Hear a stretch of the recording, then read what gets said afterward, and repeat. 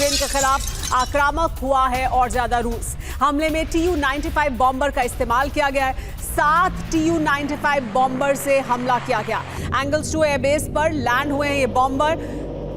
KH-101 missile से lace किया गया है इनको। देखिए किस तरह से ये बॉम्बर लैंड करा है। 7 Tu-95 बॉम्बर्स यहां पर पहुंचे। एंगल्स 2 एयरबेस पर लैंड हुए हैं ये बॉम्बर और ज्यादा आक्रामक रुख दिखा रहा है रूस, जहां एक तरफ नेटो भी ये कह रहा है कि वो आगे बढ़ सकता है, वो अपनी तैयारी पुख्ता कर रहा है, अपने सुरक्षा तंत्र को और मजबूत कर रहा है, तो वहीं दूसरी तरफ रूस भी आक्रामक रुख इख्तियार कर रहा है।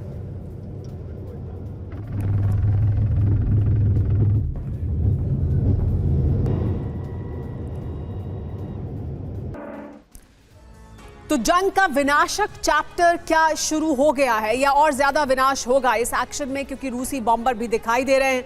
यूक्रेन पर Tu-95 से क्या हमला होगा? 7 Tu-95 से अटैक किया गया है। एंगल्स 2 बेस पर Tu-95 लैंड किए हैं। 4 बॉम्बर्स में KH-101 से इन्हें लोड किया गया। इन बॉम्बर्स को यूक्रेन पर बड़े हमले की तैयारी के तौर पर इसे देखा जा रहा है। रूस अपनी ताकत दिखा रहा है, लेकिन इस बीच पेंटागन के पूर्व एडवाइजर मैकग्रेगर ने बड़ा दावा किया है। क्या दावा किया है जानिए। कर्नल डगलस मैकग्रेगर ने कहा है कि यूक्रेन युद्ध में रूस का पलड़ा भारी है। मैकग्रेगर ने कहा कि रूस अपनी शर्तों पर ही युद्ध को रोकेगा। रूस लगातार ये कहता भी रहा है कि इस युद्ध में उसकी शर्तों को मानना होगा। वो इस युद्ध में जो हासिल करना चाहता है वो हासिल करेगा। मैकग्रेगर ये कह रहे हैं कि रूस मजबूत है, ताकतवर है दोनों के बीच और अपनी शर्तों पर ही इस युद्ध में रुकने वाला है, या अपनी शर्तों को मनवा कर ही वो राजी होगा जिस उद्देश्य से वो इस युद्ध में आया था।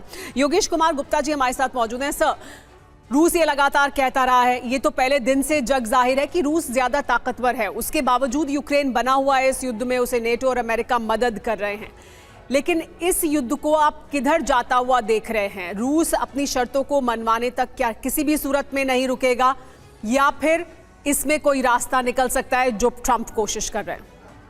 भाई देखिए, इस वक्त जो हालात हैं वो रूस के पक्ष में हैं और उसके 2-3 कारण हैं। एक कारण तो देखिए सीधा सीधा ये है कि जो अमेरिकन राष्ट्रपति हैं ट्रंप, वो उनकी जो है रूस के साथ, ख़ासतौर से राष्ट्रपति पुतिन के साथ अच्छे संबंध हैं। उनकी वाइफ जो है उनका एक्स रशियन बैकग्राउंड है और अभी तक ये देखने में आया है कि राष्ट्रपति ट्रंप ने कोई रियल प्रेशर जो है वो रूस के ऊपर डाला नहीं है। अब थोड़ा सा उन्होंने रूस के ऊपर कुछ 1-2 कंपनीज़ के ऊपर तेल सप्लाई करने के बारे में कुछ सैंक्शंस वगैरह लगाई हैं, तो अब उसका देखिए इम्पैक्ट कितना होता है। काफ़ी कंट्रीज़ जो हैं उन सैंक्शंस को बाईपास करके उसका तेल खरीद रहे हैं। योगेश सर, एक सवाल इसमें यह भी उठता है कि क्या ट्रंप अमेरिका और रूस के संबंधों को रीडिफाइन करना चाहते हैं और वो इससे आगे बढ़ना चाहते हैं जो अभी हालात हैं, और अगर ऐसा होता है तो फिर रूस क्या और ज़्यादा मजबूत होगा, और भारत के लिए वो कैसे, अगर ये संबंध और मजबूत होते हैं तो भारत को कैसे प्रभावित करते हैं?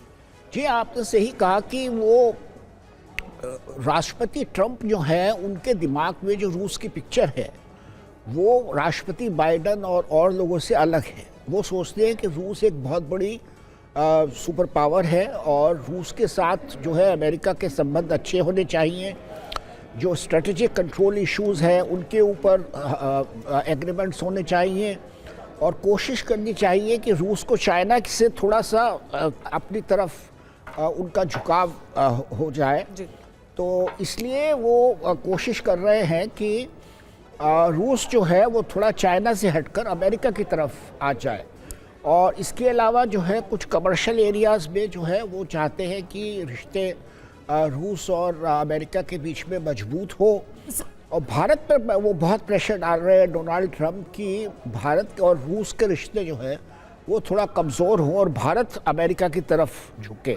जी सर, ये जो रिकन्फिगरेशन की ज़रूरत है। जी हाँ।